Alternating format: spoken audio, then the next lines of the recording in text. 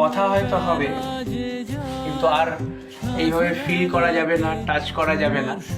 এবং যে সকল বাড়িতেই কাজ করি, প্রজেক্টের শেষ দিনে বড্ড কষ্ট লাগে।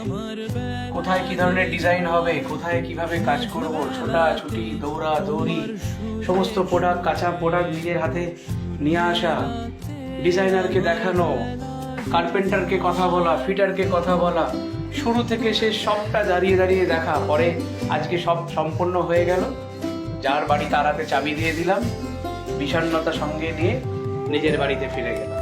আর হয়তো তার সঙ্গে কথাও হবে না, ফোনে যোগাযোগও হবে না। এইভাবেই টোটাল ডটার হাউসটা সাজানোর আগে কতবার দফায় দফায় আমরা এই ডিজাইনটা কি হবে, এটা কি করলে ভালো লাগবে, এটা হলে এটা হবে, কত গল্প, কত কথা।